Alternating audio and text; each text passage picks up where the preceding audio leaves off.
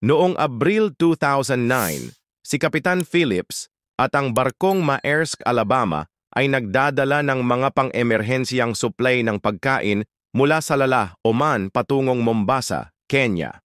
Ang rutang iyon ay dumadaan sa paligid ng Horn of Africa, malapit sa baybayin ng Somalia, kung saan nakita ng isang grupo ng mga pirata ang barko gamit ang kanilang radar. Sa dekada 2000, muling lumaganap ang pirata sa Somalia dahil sa iba't ibang dahilan.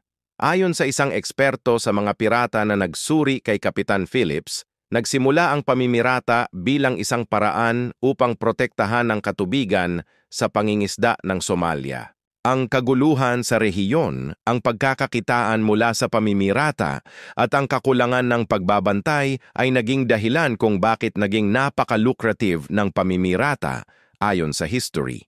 Kilala na ang tumitinding panganib mula sa mga pirata ng Somalia noong naglalayag ang Maersk, Alabama patungong Kenya. Sa katunayan, nagpadala pa ang hukbong dagat ng Estados Unidos ng 7 babala kay Kapitan Phillips sa pamamagitan ng email na pinapayuhan siyang ilihis ang kanyang barko ng 600 milya palayo.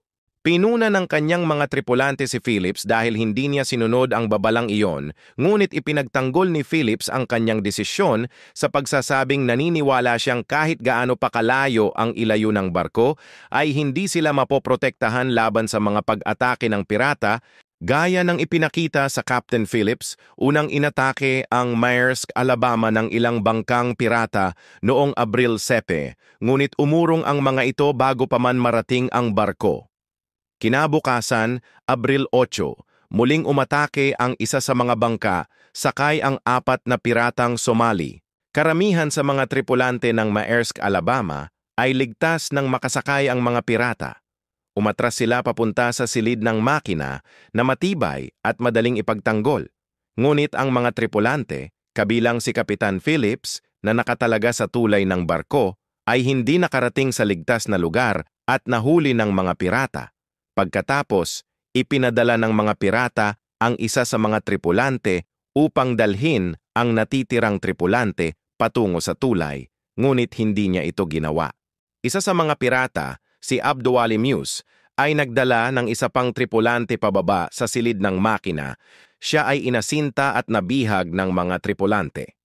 Wala ni isa mang tripulante ng Maersk, Alabama maliban kay Kapitan Phillips ang nasugatan habang nasa kontrol ng mga pirata ang barko, ngunit nagawa nilang hiwain sa kamay si Muse.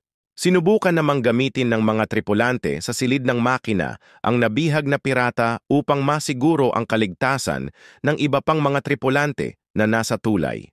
Sa gitna ng palitan, pinalaya ng mga tripulante si Muse, ngunit tumanggi ang mga pirata na pakawalan si Kapitan Phillips. Pinutol nila ang kuryente ng Maersk, Alabama at kinuha si Phillips bilang bihag habang tumatakas sila gamit ang isang lifeboat. Pagkatapos makasampa ng 4 na pirata sa Maersk, Alabama, mabilis nilang napagtanto na hindi nila kayang kontrolin ang ganoong kalaking barko.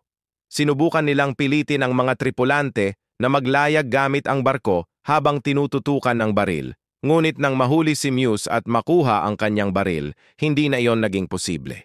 Dahil nasira ang kanilang bangka, skiff, at nawala ang pagkakataon nilang makuha ang Maersk, Alabama, nais pa rin ng mga pirata na kumita mula sa sitwasyon at mabawi ang gastos sa kanilang lumubog na bangka. Kaya't binalak nilang hingan ng ransom si Kapitan Phillips na nagkakahalaga ng $2 million. Bukod sa ransom na kanilang hinihingi, may ilang dahilan ang mga piratang Somali kung bakit nila dinala bilang bihag si Kapitan Phillips. Gaya ng ipinakita sa pelikula, ginamit si Phillips bilang panangga upang hindi basta makuha o masira ng US Navy ang lifeboat bago pa sila makarating sa baybayin ng Somalia.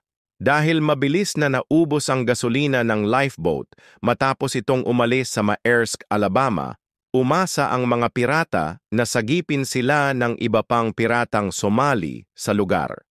Ang mga piratang iyon ay may mga nabihag ng ibang barko at maaaring binalak nilang gamitin ang mga bihag doon bilang karagdagang panangga.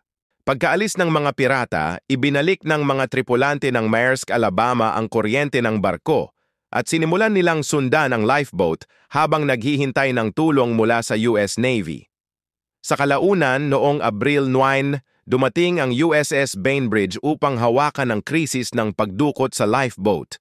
Pagkatapos inutusan ng Maersk, Alabama na ipagpatuloy ang ruta nito patungong Kenya habang binibigyan ng proteksyon ng mga armadong sundalo. Pagbalik sa Estados Unidos, iwin sa 20 tripulante ng Maersk, Alabama ang nagsampa ng kaso laban sa mga may-ari at nagpapatakbo ng barko na humihingi ng 50 milyon bilang danyos dahil ipinadala umano sila sa mga dagat na puno ng pirata. Ang kasong iyon ay naayos sa labas ng korte. Para naman kay Kapitan Phillips, tumpak na ipinakita ng pelikula ang kanyang pagkakaligtas. Nagkaroon siya ng nabigong pagtatangkang tumakas at bagamat nahuli si Muse, si Phillips ay muling nabihag. Matapos ang kabuuang 5 araw na pagkabihag, nagpaputok ang mga Navy SEALs sa 3 pirata na natira sa lifeboat matapos itutok ng mga ito ang kanilang armas kay Kapitan Phillips at napatay silang lahat. Gaya ng ipinakita sa huling bahagi ng Captain Phillips, agad na binigyan si Phillips ng pangangalagang medikal para sa kanyang pagkahilo sa dagat, mga gasgas sa pulso at iba pang pinsalang dulot ng pang-aabuso ng mga pirata. Ngunit hindi siya nasaktan ng mga SEALs. 3 sa 4 na piratang Somali na umatake sa Maersk, Alabama ay napatay ng SEAL Team 6 sa operasyon para iligtas si Kapitan Phillips. Ang ika-4 na pirata, si Abduwali Muse, ay nahuli ng mas maaga noong sinubukan ni Phillips na tumalon mula sa lifeboat. Si Muse ay dinala sa Estados Unidos kung saan siya sinampahan ng kaso at nilitis. Umamin si Muse sa 6 na kaso na may kinalaman sa pamimirata ayon sa batas internasyonal at hinatulan siya ng isang korte sa New York ng halos 34 na taong pagkakakulong na halos pinakamataas na parusa. Humingi rin ng kapatawaran si Muse kay Kapitan Phillips at sa iba pang tripulante sa panahon ng paglilitis.